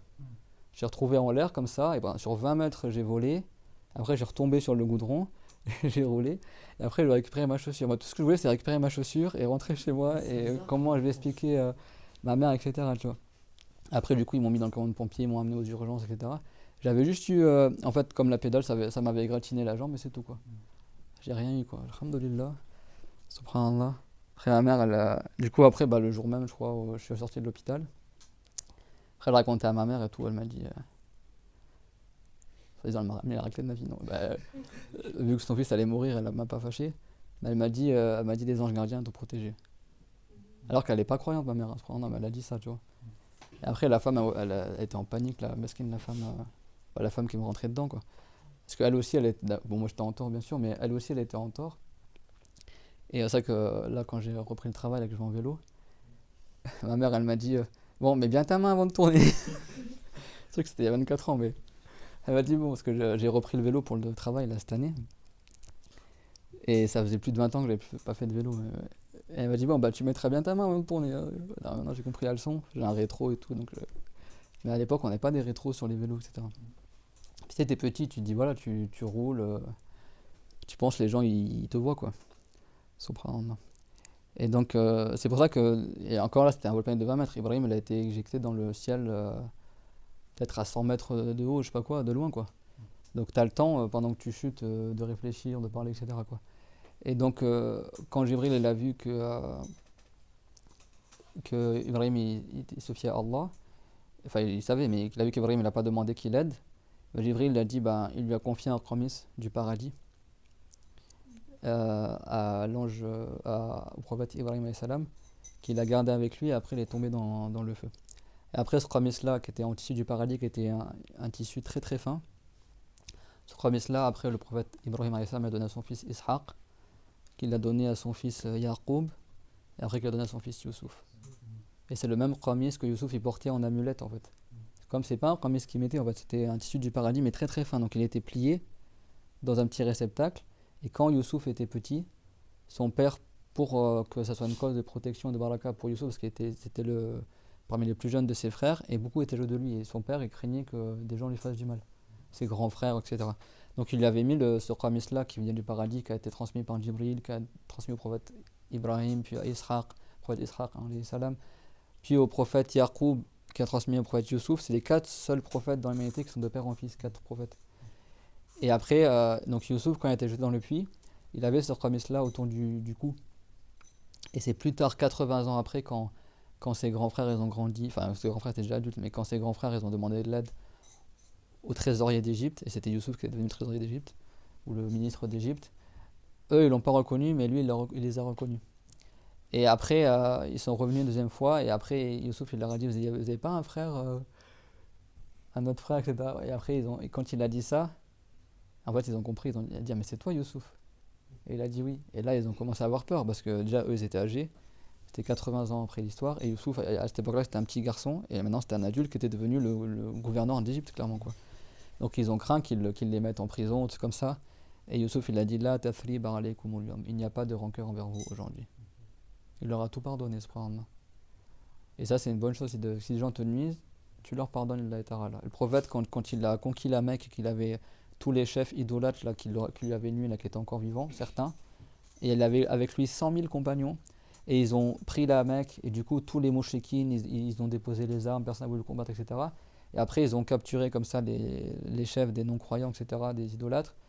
Et le prophète leur a dit Mada tadunnuna anni farilun bikum al-yawm. Et le prophète leur a dit qu'est-ce que vous pensez que je vais faire de vous aujourd'hui? Et là, ils ont tous eu peur qu'ils vont être exécutés, etc. Et ils ont dit Narkul akhun karim ibn akhin karim. On dit toi, tu es un frère honoré et tu es le fils d'un frère honorable. Et toi, tu es quelqu'un de la tribu de Quraysh, tu es un noble parmi nous. Tu sais, ils sont revenus. Ils disent voilà, ton père, c'était quelqu'un de bien, d'honorable, et toi, tu es honorable aussi. Et le prophète, il a dit, je vous dis la même chose, sallallahu alayhi wa sallam, je vous dis la même chose que mon frère Youssouf. Son frère prophète, c'est-à-dire que le frère dans la prophétie, dans la mission de prophète et dans la religion. C'est pas son frère réellement, mais que mon frère Youssouf, la tathrib alaykum al-yawm. Il n'y a point de rancune envers vous aujourd'hui. Et après, il a dit, idhabu fa antum at-tulaqa. Il a dit, partez, vous êtes certes libres. Il les a libérés, alors que eux, ils voulaient le tuer à la base dans ces gens-là. Subhanallah, il y a beaucoup de choses à. Quand il t'arrive des grosses épreuves, je peux dire que ces histoires-là, elles te servent énormément. parce que tu relativises, tu dis les prophètes ont vécu pire que moi. Et du coup, bah, comme Dieu l'a révélé dans le Coran, tu dis les mêmes paroles qu'ils ont dites. Subhanallah. Et, euh, et après, le prophète les a relâchés. Et donc, le prophète Ibrahim, il n'a pas brûlé. Et il a eu ce Qamis-là, et après, il est resté dans le feu. Et après, plus tard, Dieu l'a envoyé un insecte. Des insectes sont rentrés dans l'oreille du roi Nemrod et qui sont restés dans la tête. C'était genre des guêpes, des fourmis, des trucs comme ça. Et du coup, ben, ça lui faisait mal dans la tête, mais tu imagines, c'est parmi les sagesses, les savants le disent, hein, parmi les sagesses qu'on a ça autour de l'oreille, le pavillon auditif, c'est que si tu dors ou comme ça et qu'il y a une fourmi, quelque chose qui veut rentrer dans ton trou de l'oreille, en fait, elle doit traverser tous les couloirs avant d'arriver à ton oreille. Et du coup, toi, tu le sens et du coup, tu la fais partir. Si on n'avait pas ça là autour de l'oreille, bah, les insectes ils pourraient rentrer directement dans l'oreille et tu n'aurais peut-être pas le moyen de l'empêcher de sortir, de l'empêcher de rentrer plutôt. Donc le fait qu'il y a un pavillon, bah, si une fourmi elle arrive comme ça pour marcher dans l'oreille, en fait, avant même qu'elle arrive dans le trou de l'oreille, tu la chasses. Et Nemrod, pendant qu'il dormait, ben, Dieu il a fait que, ou du moins Dieu il a fait qu'il y a des insectes qui sont entrés dans son oreille, dans sa tête, et après il ne pouvait plus les faire sortir. Et du coup il tapait sa tête contre le mur, il demandait aux gens de lui donner des coups de poing, des coups de savate, tellement imagine, tu as des fourmis dans ta tête, ça te pique, etc. T'es là, tu peux faire quoi? Tu peux rien faire, tu vas pas ouvrir ta tête. Du coup il se cognait. En fait, Dieu l'a humilié comme ça. Il prétendait être Dieu, cette personne-là. Comme on a dit tout à l'heure, il a fait rentrer la plus faible des créatures, une petite fourmi, un petit insecte dans sa tête. Et après, il se tapait la tête. En fait, tu vois, la tête, c'est quelque chose, c'est un organe qui est honoré à la base. Et donc, l'humiliation suprême, c'est quoi? C'est que tu mettes ta tête par terre ou qu'on te tape sur la tête. C'est interdit de frapper un musulman sur le visage. Allez, du coup, il se retrouvait à se frapper lui-même la tête sur les murs. Et demandait aux gens de lui donner des coups de poing dans la figure, etc. C'est-à-dire que Dieu, il l'a humilié par ça. Par un petit insecte. C'est-à-dire que toi, tu prétends être Dieu, tu n'es même pas capable de te préserver d'une petite fourmi ou d'un petit insecte, et après il est mort, tellement il a reçu de coups, etc. Et à la fin, il est tapé par des savates, il donnait des coups de savate, des coups de sandales, des coups de poing, etc. Tellement il ne supportait pas la douleur. Et il est mort comme ça, humilié, le roi Nemrod. Et après, Dieu leur a donné au prophète Ibrahim alayhi salam de quitter l'Irak, Babylone, c'était une ville avec plein de trucs pas bien, et d'aller avec sa femme qui était musulmane, de partir vivre en Palestine, et que là-bas personne n'allait l'empêcher de pratiquer l'islam. Et c'est ce qu'il a fait. Après l'histoire elle est longue, ce qui s'est passé dans le chemin, etc. Mais, mais tout ça c'est des arguments rationnels que Dieu a accordé au prophète Ibrahim alayhi salam. Donc c'est un très grand prophète, hein, il a beaucoup patienté, et on a beaucoup à apprendre des raisonnements rationnels. Donc ça ma soeur et tout le monde, si vous voyez qu'on est un peu détaillé dans les arguments logiques, dites pas mais ça c'est de la philosophie, c'est du n'importe quoi, etc. Non, qui c'est qui nous a enseigné cette méthodologie-là? C'est les prophètes. Et Dieu, dans le Coran, hein, Allah Ta'ala, il a dit وَتِلْكَ حُجَّتُنَا آتَيْنَاهَا إِبْرَاهِيمَ عَلَى قَوْمِهِ. Et voici notre argumentation, nous l'avons accordée à Ibrahim contre son peuple. C'est-à-dire que, comme on a dit tout à l'heure, Dieu nous a créé nous, ainsi que nos paroles, ainsi que nos actes, etc. Qui c'est qui a créé Ibrahim? C'est Allah. Qui a créé l'intelligence d'Ibrahim et l'argumentaire qu'Ibrahim il a dit à son peuple? C'est Allah. Et donc Dieu il a dit, l'argumentaire qu'Ibrahim a fait, il a dit c'était notre argument. Dieu il a accordé, pour montrer l'éminence de cette manière de parler, de prouver l'islam, etc., Dieu il s'est attribué à lui-même. Alors qu'à la base, il l'a créé dans Ibrahim. Mais comme c'est une argumentation que Dieu il a honorée et qu'il a mis en avant, et qu'il a créé, il a dit c'est notre argumentation et nous l'avons accordée à Ibrahim contre son peuple. Ça montre à quel point Dieu il a fait l'éloge des arguments rationnels pour prouver la vérité de l'islam. Et l'avantage c'est quoi?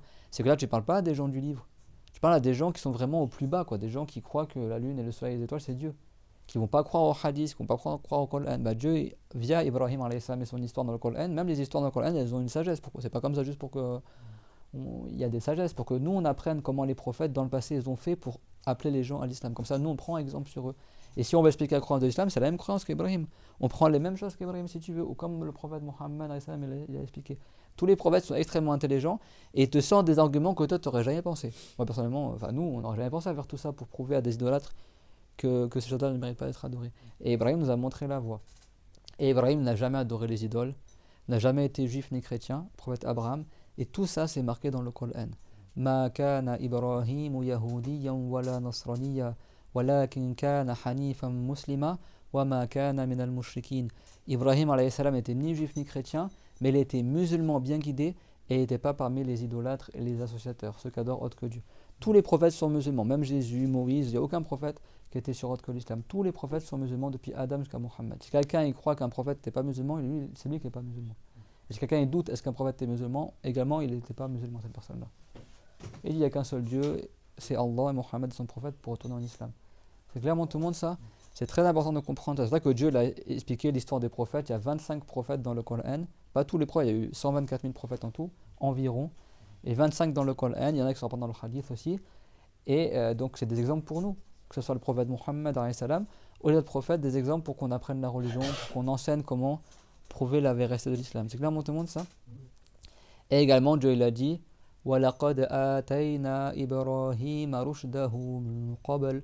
Et nous avons certes accordé à Ibrahim sa bonne guidance avant qu'il soit prophète. Avant qu'il soit prophète. Et ça, c'est une réplique dans le Coran pour tous les gens qui mentent sur le prophète Abraham.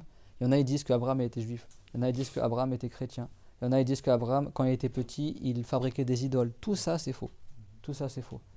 Et dans le Coran, Dieu il a prouvé que c'est faux. Tu sais comment il a prouvé dans le Coran? C'était là en plus, je crois qu'on avait cité ça.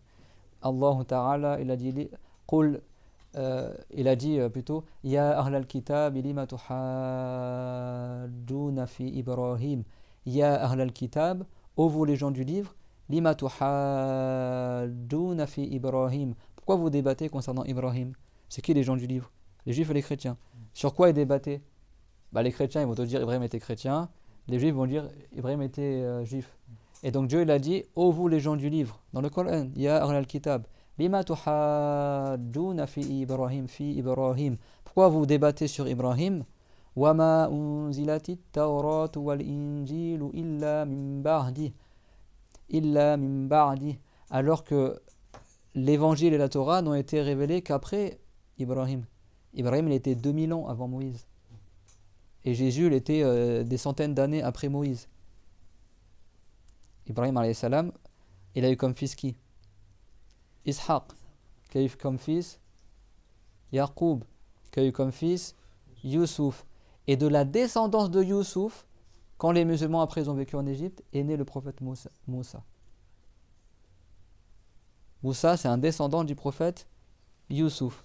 Donc il y a combien de siècles qui sont écoulés entre Moussa et Ibrahim, qui est son arrière grand-père? C'est bon?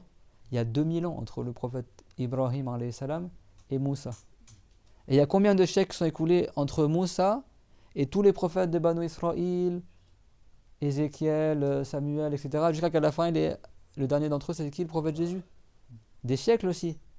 Donc, si le prophète Ibrahim était des siècles, était 2000 ans avant le prophète Moussa, Moïse, et c'est Moïse qui a reçu la Torah. Et les Juifs sont apparus après Moïse, après la descente de la Torah, et après, voilà, ils ont fait une nouvelle religion.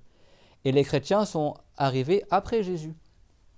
Quand Jésus a été monté au ciel, les chrétiens ils sont apparus, il y a des gens qui sont égarés, ils ont inventé une nouvelle religion, ils ont changé la croyance, et après il y a eu d'autres groupes qui sont réclamés de Jésus, mais sans croire en Jésus, sans être musulmans. Donc les chrétiens ils sont apparus après que l'évangile ait été révélé. Donc est-ce qu'à l'époque d'Ibrahim il y avait la Torah et l'évangile? Non. Il n'y avait pas encore les prophètes Jésus et Moïse, et le christianisme et le judaïsme sont apparus après ces prophètes-là. Et ça s'est apparu des milliers d'années après le prophète Abraham, Ibrahim. Donc Dieu dans le Coran, Allah, il a cité une preuve toute simple. Et pas plus fort bien sûr que les arguments de Allah. Ici on ne parle pas de la parole d'un prophète. Les prophètes ne parlent que par révélation aussi. Mais là on parle de la parole de Allah Azza wa Jal dans le Coran, l'expression de sa parole. Elle dit pourquoi vous débattez au sujet d'Ibrahim, est-ce qu'il était juif ou chrétien? Est-ce qu'il était juif ou chrétien? Alors que l'évangile et la Torah n'ont été descendus qu'après Ibrahim. C'est-à-dire qu'à son époque, il n'y avait pas le judaïsme ni le christianisme. Et donc Dieu il a dit Afala ta'qilun, ne raisonnez-vous donc pas. Tout ça c'est marqué dans le Coran, subhanallah. Tu as vu comment le Coran c'est un livre aussi qui détaille la vérité et qui t'enseigne comment prouver la vérité aux idolâtres et aux gens du livre. Aux idolâtres et aux gens du livre. Et ça dans Sourate Al-Baqarah, il y a beaucoup d'arguments pour les gens du livre aussi pour qu'ils connaissent la vérité. Donc l'islam c'est la vérité. Et la croyance de l'islam est soutenue par la raison saine. La raison saine, c'est pas la base de l'islam. Mais tout ce que Dieu a révélé, c'est conforme à la logique et à l'intelligence de l'être humain. C'est clairement tout le monde. Donc on demande à Allah Ta'ala qu'il nous augmente en connaissance, qu'il nous préserve des épreuves, qu'il accorde à chacun parmi nous ce qu'il souhaite et qu'il renforce notre intelligence pour qu'on reste sur l'islam et qu'on raisonne de la bonne manière. Wa akhiru da'wana alhamdulillahi rabbil alamin wa sallallahu wa sallama ala Muhammadin ashrafil mursalin. ربنا آتنا في الدنيا حسنة وفي الآخرة حسنة وقنا عذاب النار ربنا لا تزغ قلوبنا بعد إذ هديتنا وهب لنا من لدنك رحمة إنك أنت الوهاب اللهم قنا شر ما نتخوف بجاه سيد المرسلين محمد وجميع النبيين اللهم إني أتوجه بك وأسألك وأتوجه بك بنبيك محمد نبي الرحمة يا محمد إني توجهت إلى الله بك في حاجتي لتقضى لي اللهم اغفر لنا وللذين سبقونا بالإيمان اللهم قنا شر ما نتخوف وافضح المنافقين واضرب الظالمين بالظالمين وأخرجنا من بين أيديهم سالمين مطمئنين يا الله اللهم أنبت أولادنا نباتا حسنا وعافنا ومرضانا من سيء الأسقام اللهم آت كل منا سؤله من الخير واجز عنا محمدا خير الجزاء وسائر النبيين واغفر لنا وللذين سبقونا بالإيمان اللهم اجعلنا هداة مهتدين غير ضالين ولا مضلين وأحسن خاتمتنا اللهم اجرنا من النار اللهم اجرنا من النار اللهم اجرنا من النار واهد من ضل من أهلنا ومعارفنا واهد بنا وارحمنا وارحم مشايخنا والحمد لله وصلى الله على محمد وعلى جميع النبيين لا إله إلا الله